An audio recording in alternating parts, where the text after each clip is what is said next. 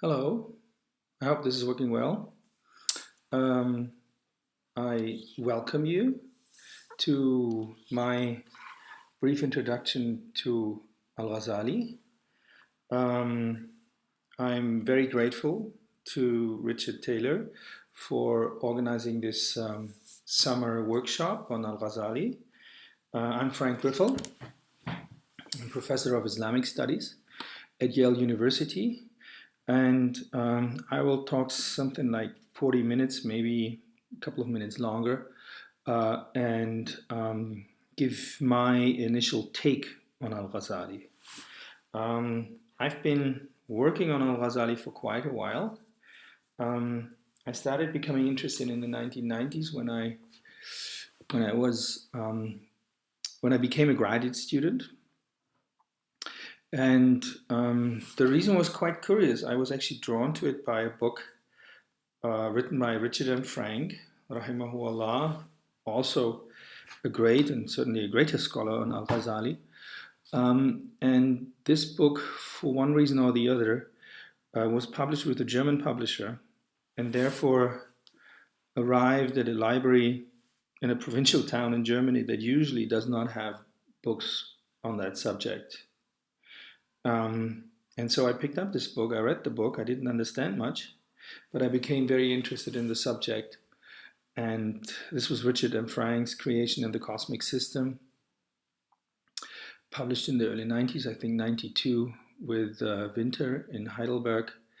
And that book has since fascinated me. It is about the relationship between al-Ghazali and Ibn Sina, a subject that will certainly be discussed vividly in this summer workshop. In my lecture today, the initial lecture here, I plan on talking a little bit about al-Ghazali's biography, and then mostly on his Tahafut al-Falasifa, which I do regard as his most important work. I also do regard it as the work that more or less says almost everything that he puts down in later of his writing. And here I actually follow Richard M. Frank. I cannot say that I follow Richard M. Frank in everything that he put down on al-Ghazali. Famously, Richard M. Frank believed that al-Ghazali became a full Avicennian, I would say, somebody who held that God is himself necessary and not somebody who makes contingent decisions. And I actually disagree on that front with Richard M. Frank, but there are now numerous other observations where I actually think he was right on target. One of them was, and I think he writes about that in his Al-Ghazali and the Asharite School, where he says that there is no break in Al-Ghazali's oeuvre in the sense that his so-called conversion to Sufism in the middle of his life, on which I will comment in a few minutes, caused a certain turn towards Sufism. Rather, Richard M. Frank actually thought, and I think that is true, that all the major motifs that we find in al-Ghazali's later works, in the Ihya Ulumuddin, for instance, in the Munqidh min ad-Dalal, even Mishkat al-Anwar, they are already there in the Tahafut al-Falasifa. And I should also mention that I believe the Tahafut al-Falasifa was the work that really made al-Ghazali's career. In his autobiography, The Deliverer from Error, al-Munqidh min ad-Dalal, al-Ghazali famously writes that it took him 3 years to deal with the teachings of the Falasifa. He learned them for 2 years, and then it took him another 3rd year to refute them. And what has been read in these words was that al-Ghazali actually wrote the Tahafut in 1 year. That, in my opinion, is hardly credible. I actually think that the Tahafut al-Falasifa is a work that was written over a significantly longer period, or that he worked on for a significantly longer period. And I would actually say that this took probably most of his early career, because when he appears, and here we talk about al-Ghazali's biography, when he appears in Baghdad in 1091, he's in his early 30s, and he has already accomplished significant things. Otherwise, he would have not given the position at the Nizamiya Madrasa. Now, okay, so let's talk a little bit about his life. Much of what I will mention in this case comes from my study, al-Ghazali's Philosophical Theology, which came out with Oxford University Press in 2009. And some of you might have looked into this book. It's roughly divided, I would say, into two parts. One is a biographical study, and another one is a study on al-Ghazali's cosmology. And I will hopefully get a chance also to refer to that a little bit. Let's talk a little bit about his life. Now, one of the things that I actually proposed in the study about his life is that his date of birth is roughly around 1056, rather than the sources who say that he was born in 1058. And if you want to know the details, you can actually take a look at the relevant pages in the study, al-Ghazali's Philosophical Theology. But I have, so far, I haven't had anybody who has rejected this idea. It's very often that the birth date of scholars are not very well recorded, and that there is a discrepancy. And here there are simply two reasons why I think that is the case, but I won't give them here. So he was born basically in the midst of the 11th century, roughly 20 years after Ibn Sina had died. He went for studies. His family, we should say something about his family. There are also lots of misinformation about his family. Yes, he might have been poor. Yes, he might have been partly an orphan, meaning in this case that his father might have died when he was young. But interestingly enough, he has an uncle who is already, or who was in his days, a very significant Asharite theologian. So he doesn't come out of nowhere. This is a family, in this case, that has already produced al-Ghazali the elder, and therefore he was probably well connected in the scene of Asharites and Shafi'ites, scholars of Tus, and probably also of the region of Nishapur, which is important because his major promoter, the promoter of his career, Nizam al-Mulk, comes precisely from that scene. Nizam al-Mulk, the Grand Vizier of the Seljuk Empire at the time, is a Shafi'ite from the district of Tus. He's not exactly from the same place. Tus, in this case, is not a city. It's a district. Al-Ghazali was born in Tabaran. Nizam al-Mulk was born in Razkan. But these two are, the distance between them is a few miles only. And given that this is considered the district of Tus, I'm pretty certain that these two families, in this case, at least knew each other or were connected in a certain way. Nizam al-Mulk would have certainly known al-Ghazali the older, so he could have connected this with al-Ghazali the younger. I already jump a little bit forward because he first goes to Juwaini, to the Nizamiya Madrasa in Nishapur, studies with its head teacher al-Juwaini, becomes his most important student. Juwaini most probably recommends him to Nizam al-Mulk, and he stays for a couple of years with Nizam al-Mulk until he reaches his early 30s. And here I already assumed that his intellectual capacities were evident to Nizam al-Mulk, probably through some kind of draft version of the Tahafut al-Falasifa, where he addresses the teachings of Avicenna.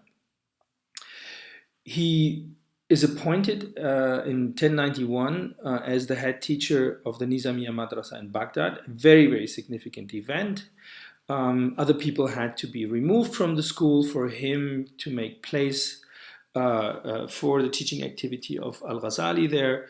So right from the beginning, when he arrived in Baghdad, he was a top celebrity, we can say. People also tell us that he was very vain and that he was drawn towards worldly riches.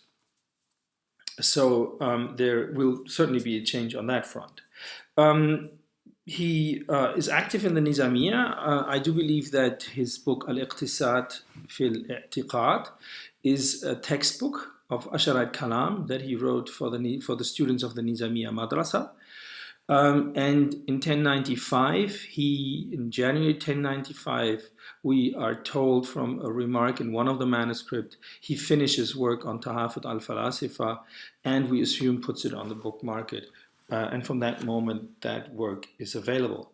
The same year, 1095, later in that year, in the summer and then in the fall, according to his autobiography, he goes through his crisis, which he describes very vividly, and that leads to leaving the Nizamiya Madrasa, leaving the city of Baghdad, and he pretends to go on a pilgrimage, but in reality he actually turns his path towards Damascus, to a famous Sufi there.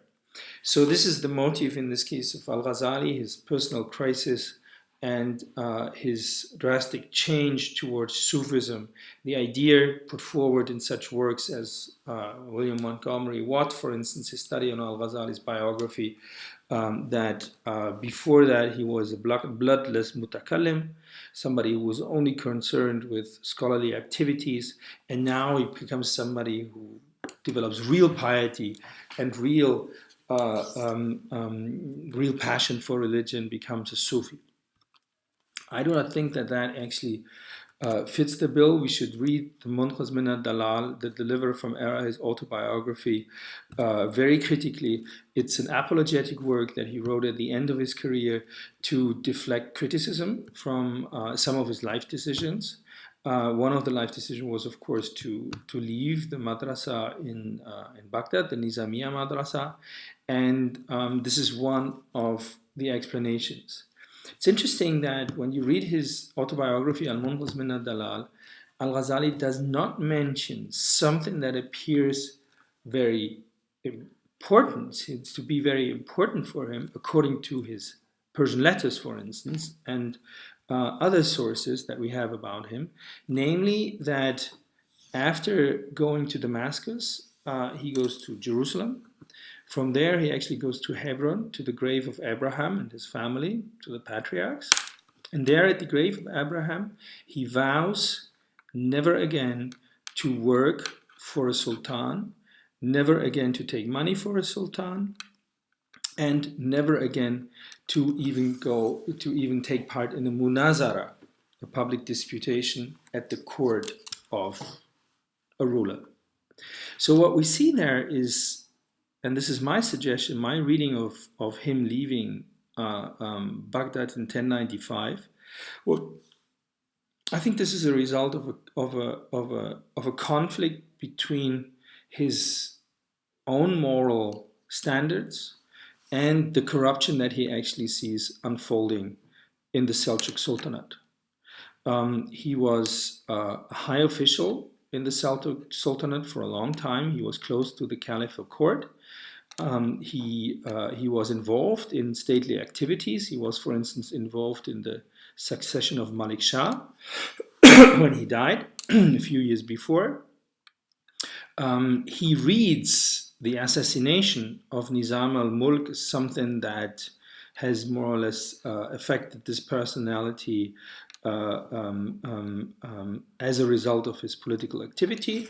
So meaning that being engaged in the Seljuk state becomes something that for him is immoral, that corrupts, and he simply wants to distance himself from that.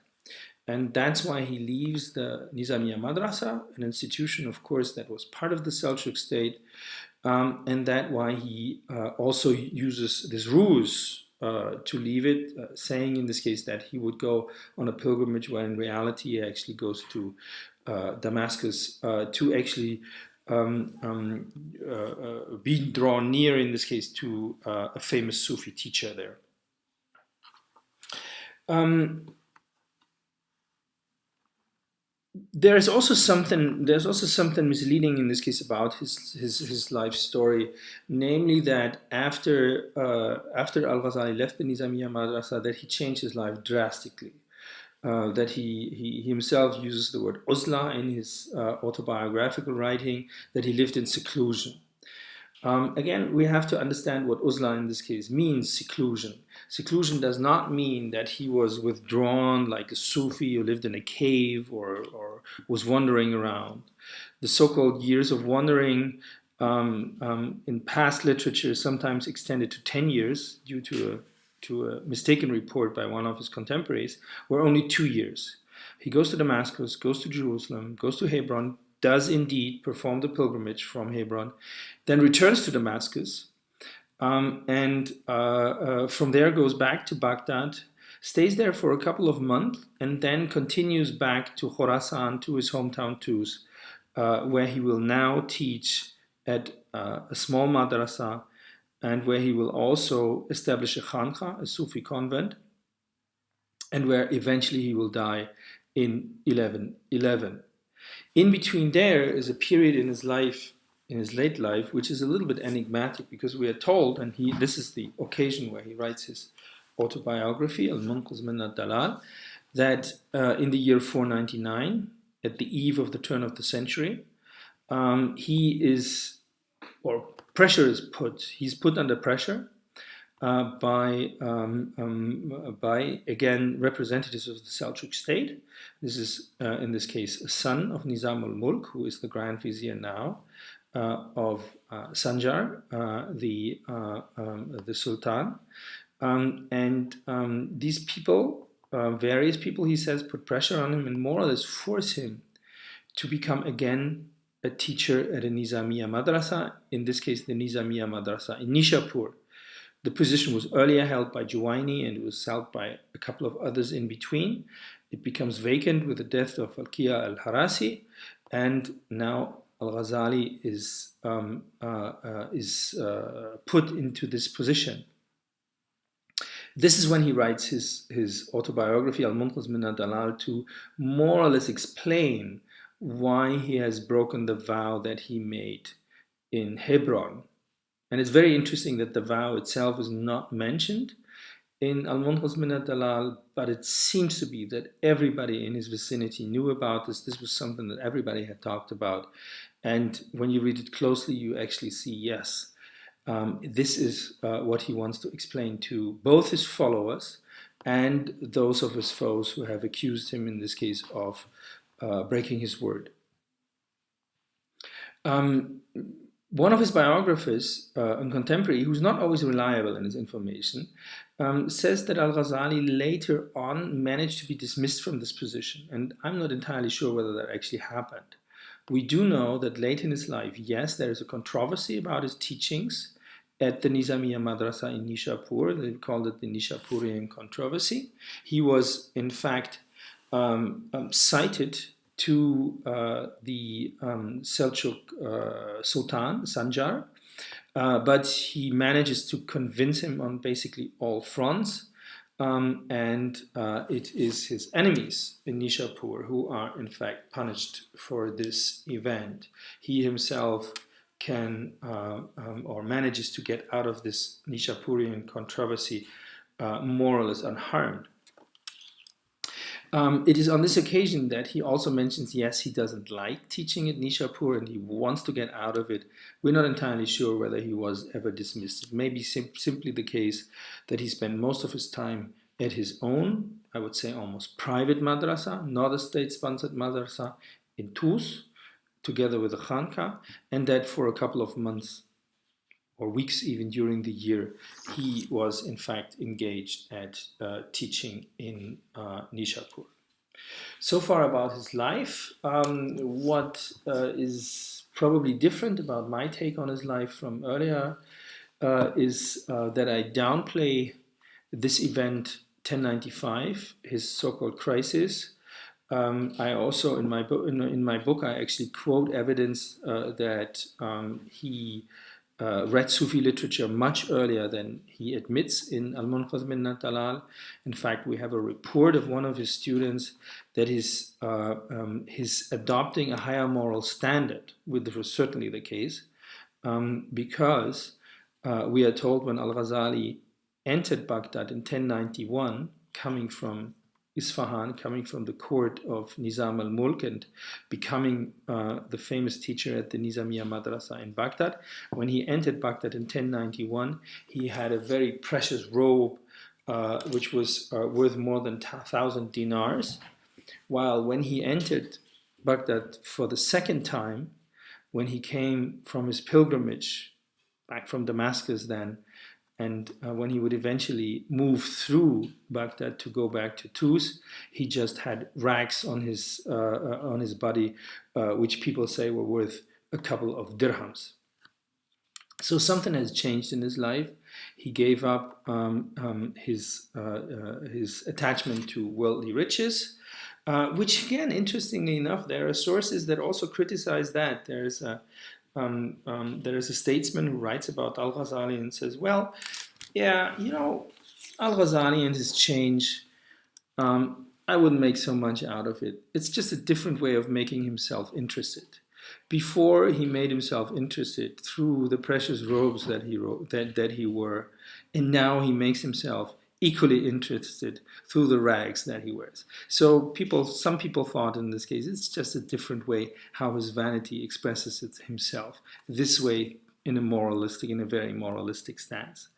But when it comes, and here's the important point, whatever happened there in his life is also very difficult to reconstruct, for sure. But the question about his teachings, and here we can reconstruct them, of course, because we have most of his works available. Here I go with Richard and Frank and say there is no break in 1095. What he taught before 1095 is mostly the same as what he taught later after 1095. It's just that the stress is somewhat different. After 1095, yes, his writings become much more moralistic. He tells everybody, if you want to gain the afterlife, you have to do the right thing. If you want to do the right thing, you have to have the right knowledge. And here are my books that will actually give you the right knowledge to become happy in the afterlife. Here I just want to point out one of the title of his Persian books, Kimya-i Sa'adat.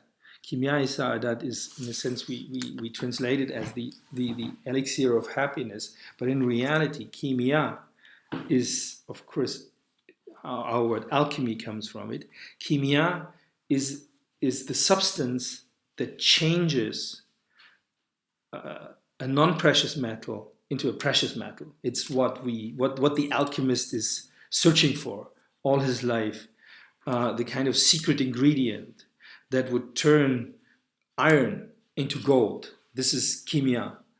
And so this book, Kimya as-Sa'ada, is the thing that makes, one would say, somebody who is not destined or who would otherwise not gain happiness in the afterlife, makes him gain happiness in the afterlife. It's the right kind of knowledge that makes the person then perform the right kind of action that is rewarded by God in the afterlife. So it's, in a sense, it's the thing that makes an unworthy person into a worthy person, worthy in this case of reward in the afterlife. So there's a certain difference in stress. It becomes much more moralistic. It becomes more focused in this case on action, for sure. But in essence, there is no change on his most important positions. Let's talk a little bit in this case, and I just want to say, make sure what's the time. Yeah, okay, we've got 24 minutes done. Let's do another 20 minutes. And the next 20 minutes will be on al-Ghazali's Tahafut al-Falasifa, which is a book that is very hard to understand. Al-Ghazali regarded it as a refutation, rad, of the Falasifa, and in a way would also say the first real refutation of the Falasifa. First we must say, what do we mean by, or what did he mean by Falasifa? Falasifa, plural of Philasuf, is a word that entered Arabic with the translation movement of Greek into Arabic. It's of course a calque from the Greek philosophus, and or rather more philosophia, which becomes falsafa, and then actually generates these kinds of words. But in the 12th century, early 12th, or in this case the late 11th century, it takes on a different meaning. In the second half of the 11th century, after the death of Ibn Sina, Philasuf really means a follower of Ibn Sina. Falsafa comes to mean the philosophy of Ibn Sina, and Falasifa means, in this case, followers of Ibn Sina. So we can say Falsafa in this case is really understood as Avicennism. And although al-Ghazali actually also mentions al-Farabi in this context, he never, in his Tahafut, really engages with teachings that are held by al-Farabi if they are not also held by Ibn Sina. Everything that he addresses in his Tahafut al-Falasifa really is present in the work of Ibn Sina. So the Tahafut al-Falasifa, in this case the Falasifa in the title, these are the Avicennians, very clearly. And there was also no misunderstanding of this. Later generations have also understood it that way. And from then on, in Arabic, Falasifa actually becomes a word that means, in this case, Avicennians, and is usually not used to describe philosophers of any other persuasion. There, other words come into use, like for instance, hukama, for instance. What is Tahafut? Tahafut is a word that sometimes is, or very often, for instance, by Michael Mamura, translated as incoherence, and it is not a real good translation. It is more, here I go in this case with Alexander Traeger, in his 2011 study on al-Ghazali. He made the point what it really means, and he used the word precipitance. Precipitance means that here the philosophers rushed into conclusions that they cannot really substantiate. And that's what is meant here.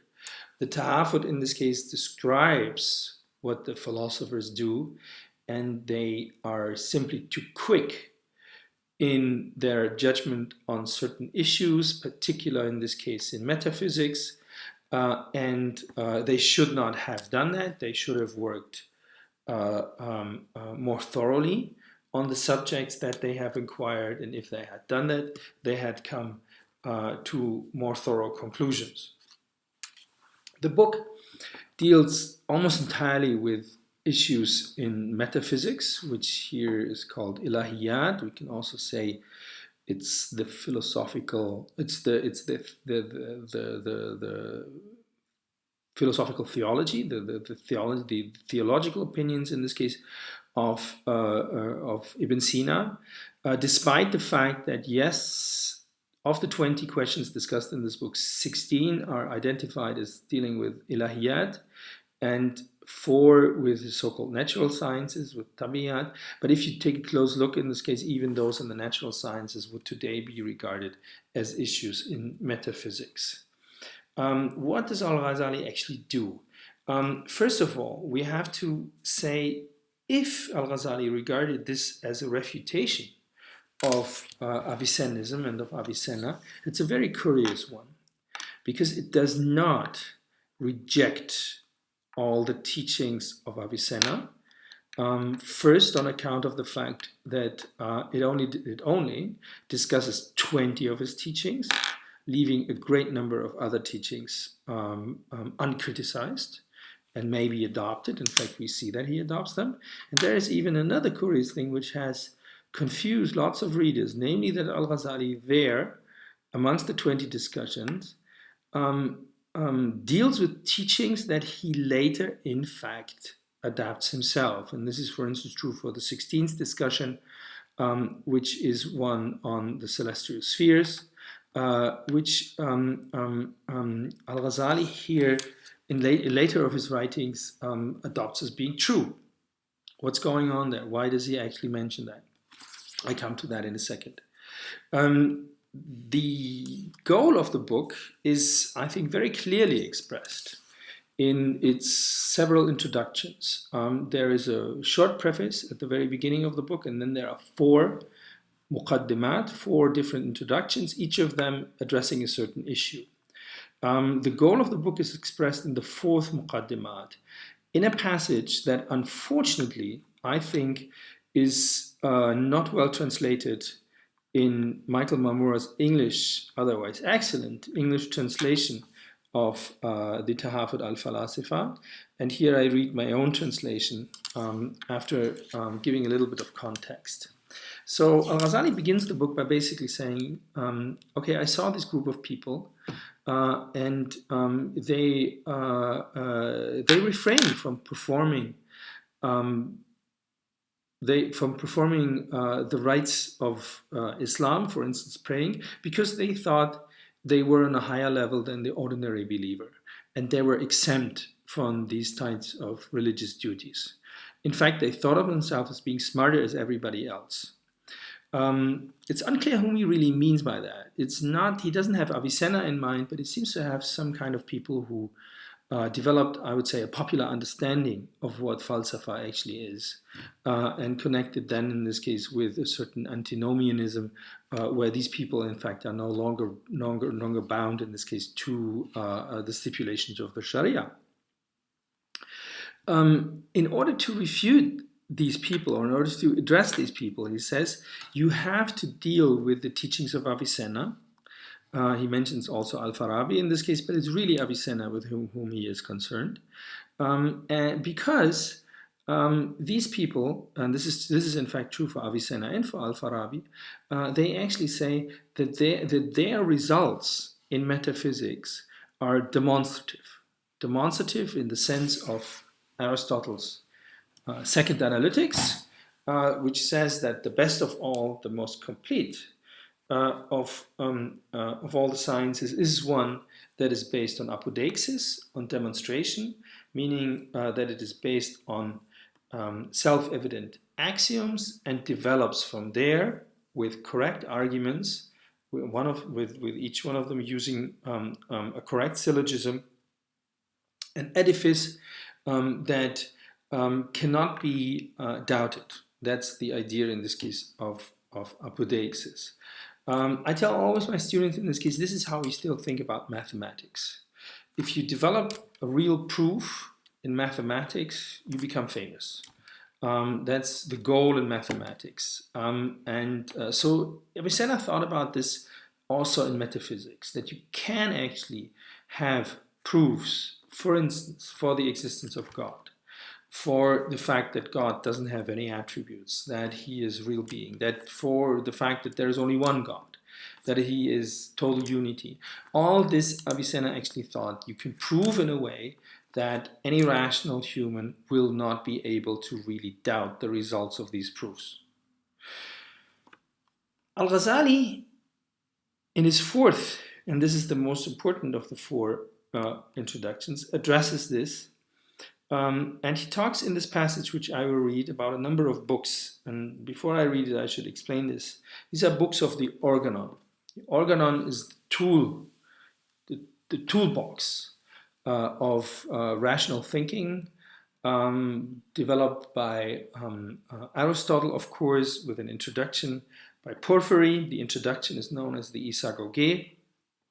It begins with the categories, which talks about definitions. And then it very soon, in this case, there are other works in this case, and then another one is the prior analytics, which talks about syllogistic figures, the different figures actually that, if the conclusions are true, necessarily lead also to true, if the premises are true, the premises are true, then necessarily these figures also lead to true conclusions. And finally, all this is put together in the posterior analytics and the second analytics, where Avicenna actually explains what is demonstrative science. Now, on the passage on page 9 of Marmora's edition, which Marmora, as I said, I think mistranslate, reads like this. We will make it plain that in their metaphysical sciences, they, meaning the Falasifa, the Avicennians, have not been able to fulfill the claims laid out in the different parts of the logic and in the introduction to it. That is, what they have set down in the posterior analytics on the conditions for the truth of the premises of a syllogism, and what they have set down in the prior analytics on the conditions of its figures, and the various things they posited in the isagoge and the categories. So in this passage, there are 4 book titles mentioned. The Kitab al-Burhan, the posterior analytics, the Kitab al-Qiyas, the prior analytics, the isagoge, and the categories. They're quite easily identifiable in this passage, I think. What al-Ghazali means to say in this case is that in metaphysics, the Falasifa were unable to maintain the standard of demonstrative science that these 4 books describe. He begins with the most important book, the posterior analytics, then he talks about the prior analytics, then he talks about the isagoge and the categories. All these are the 4 books that are important for the pursuit of demonstrative science. And he basically says in this passage, despite the fact that the Falasifa claim the results in metaphysics are demonstrative, they are in fact not. Now, would that be important? And here I refer to something that is clearly expressed in later of his writings, but it is without doubt also the basis of his Tahafut al-Falasifa. And this is the so-called rule of interpretation. The rule of interpretation appears in one of his late works, the Faisal al-Tafriqa, the distinguishing criterion between Islam and clandestine apostasy, Zandaqa. There, al-Ghazali puts it this way. He approaches this question in this case of the authority of reason as opposed to the authority of revelation by discussing the case of ta'wil. Ta'wil means that the outward sense of revelation, zahir, the text of revelation, is dismissed and is given an inner sense, such as an example, in this case, famous example, which al-Ghazali discusses, when the Quran, for instance, talks about God having a hand, God sitting on a throne.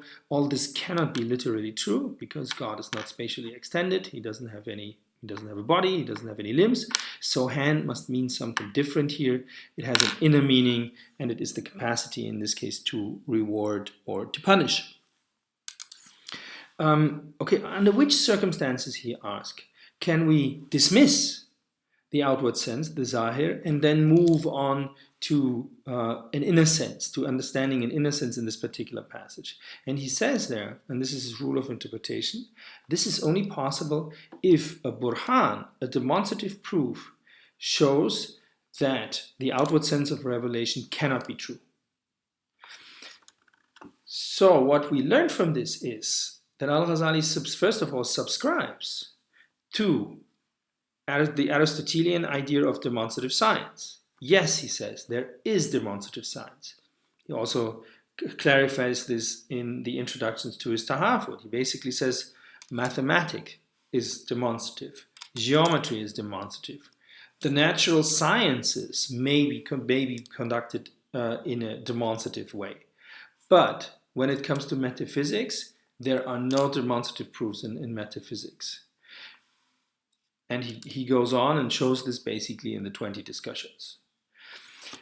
And why is this important? And I said, why is this important? Because if there are no demonstrative proofs, then the outward sense of revelation maintains, will not be dismissed. And according to the outward sense of revelation, God is, of course, a caring God, somebody who, for instance, knows humans, somebody who or something rather than body, something in this case that is aware or that has a comprehensive knowledge of everything that is happening in the world, and also something that has made decisions about what will happen in the world. He is in fact the only one who makes real decisions about what is happening, including, according to Ash'arites, in this case, about human actions. So, simply said, in this case, if we have two sides in this case, on the one hand, the God of the philosophers, and on the other hand, the God of the Quran, then al-Ghazali asked the philosophers, can you prove what you say about God? They say yes, and I say, well, you think so? I don't. Therefore, I maintain the view that we have from God based on the Quran, which of course is also the view in this case of the Asharite. It's a certain understanding, of course, that the Asharite have developed based on revelation and also based on reflection on the text of Revelation. This is the main goal, to dismiss Ibn Sina's idea of God and the implications that this idea actually has. I should briefly mention, though this might actually be subject for a different lecture, what is Ibn Sina's idea of God. It's, of course, he calls it wajib al-wujud bi-dhatihi, the being necessary by virtue of itself. It's the source of all necessity in the world. It's in fact the source of all being in this world, and it is a God, a very, I would say, scientific understanding of God, a God who does not make any decisions, who more or less creates that which is supposed to happen anyhow. From al-Ghazali's point of view, he's a little bit cynical about it, although he doesn't use these words, but for him this is a creation automat, somebody who makes no decision, no real decision of what's happening, turns basically the thing that has to happen anyhow, partly because it's the best of all things that could ever happen, into actuality. He also complains about two other things. It's of course, in this case, his view that God, in this case, is pure necessity, which he rejects. The second point is that this God that Ibn Sina describes does not know individuals. In fact, according to Ibn Sina, he knows individuals only in a universal way. And al-Ghazali is probably not wrong if he says that that means he does not know individuals. He only knows classes of beings, so-called universals, kulliyat. And thirdly, he complains about an element in Ibn Sina's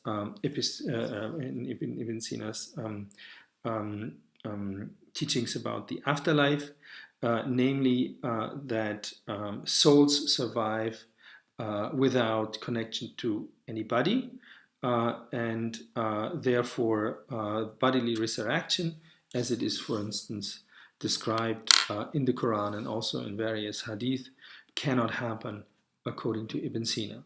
This is a good example, for instance, the 20th discussion, where he simply says, well, how can you be so sure about that? The afterlife is really epistemological, difficult to assess, and all the proofs that you've actually given may not be valid in the afterlife. Things might change, and God might actually simply create bodies for human souls. The souls, you might be right about the fact that souls survive, but you might be wrong about the fact that these souls are not connected to bodies. Maybe he creates bodies. Thus, he undermines Ibn Sina with a strategy that we see actually a lot going on in the Tahafut al-Falasifa, and that is simple mental conceivability. He also does this in the discussion about the eternity of the world. Here, this is more or less the last point that I will discuss here. Mental conceivability means, in this case, he says, how can you be so sure about this? Because it is conceivable. Like in this case, it's conceivable that God could create bodies for souls in the afterlife. Keep in mind that God creates humans out of a small drop of sperm. That is highly unlikely if you tell anybody about this who have not learned about this, and yet we know it is happening. In the same way, God could create bodies, in this case for the disembodied soul that are actually floating around wherever, somewhere in the world or somewhere outside of the world. And this mental conceivability, then he demands from his adversary. He says, don't you think that this could be possible? If the adversary does, yes, it can be possible, then he points to the fact that, yes, and it is mentioned in the Quran. So why do you oppose the text of the Quran? And he does this on various instances, particular also when it comes to the idea of necessary and possible, which play a very important role. Last thing that I say is we've talked about briefly the 3 points that he objects to, and here, so the fact that according to Ibn Sina, bodies cannot be resurrected in the afterlife, the fact that according to Ibn Sina, God does not know individuals, and thirdly, I had mentioned the fact that Avicenna's God acts out of necessity, and that is expressed in the Tahafut al-Falasifa through the issue of the pre-eternity of the world. The pre-eternity of the world means if God acts out of necessity in this case, and if God is pure unity, the way Ibn Sina understands, he cannot change. God cannot change from, for instance, being a non-creator to becoming a creator. He could not make a decision in this case, for instance, when to start creation. This is quite impossible for Avicenna's God. Avicenna's God can only have one action, cannot stop an action, cannot start an action. And since he has an action, since he does continuously bring about existence, we know it because existence is here, this action must be ongoing from past eternity, could not have started at any point in time. The first 3 discussions actually in the Tahafut al-Falasifa, the first 3 out of 20, particularly the very first, address this issue with numerous arguments that al-Ghazali actually finds, for instance, or we do not know where he found them, but we know that they ultimately come from works such as John Philoponus' rejection of the teachings of Aristotle and of Proclus on the very same issue. They have a lot to do with the idea of infinity, which was not fully grasped at this point in time. One famous argument, for instance, is if the world exists from past eternity, then of course we do know that the spheres have revolved around the Earth a certain number of times. And if we ask, for instance, and we also know, the other thing that we know in this case is that, for instance, the sphere of Mars is significantly faster revolving around the Earth than, for instance, the sphere of Saturn. Saturn is much, much slower. That at a certain, if Saturn has turned once around the Earth, then Mars has turned X number of times already. Say, for instance, 5 times in the same amount of time. In this case, that Saturn needs to revolve once around the Earth. Now, if this is going on from past eternity, then we ask, what's the number of rotations that Saturn has performed around the Earth? And the answer is an infinite number. Okay. Next question is, what's the number of rotations that Mars has performed around Earth? And then we might say it's also an infinite number, but hang on a minute. This infinity must be 5 times the infinity of the other infinity. And al-Ghazali draws from that the impossibility that anything could have happened an infinite number of times in the past. These arguments some of them are a little bit confusing, and for us they're not really convincing, because we, of course, nowadays everybody who has a high school degree knows what's 5 times infinity? Infinity. What's infinity plus 1? Infinity. But these things were not fully understood, and it takes a couple of centuries until these problems are resolved, and for many of his readers these are puzzling issues where al-Ghazali has in fact quite good arguments. It also needs to be said in this case that the Falasifa were not able to address these arguments really fully. They are also incapable of developing the mathematics, in this case of infinity, in a way, in this case, that it would be convincing to their followers. In short, al-Ghazali has very, very strong arguments for his readers, And the book Tahafut al-Falasifa is immensely influential in the 12th centuries and other centuries afterwards. Its arguments appear all over again, they are reworked, and they create, in my opinion, and this is something that I work on right now, what I call post-classical philosophy. It is the philosophical system of Avicenna and the critique of al-Ghazali that brings about a very lively philosophical discourse and discussion for the next couple of centuries. Yet that's an issue that probably needs to be addressed at a different summer school. So I end here, and I hope to see you all next week on Thursday. I actually recorded this in Munich. I'm currently in Munich. I'm visiting professor at the Ludwig Maximilian University here. And next week, Thursday, I will actually be in Berlin. I'll probably be in a hotel. And that particular day, on Thursday, I actually have a reception on the morning, my morning, when you are still in bed. I have a reception with the German President Joachim Gauck. In the afternoon, I will see you. Hope to see you soon. Bye.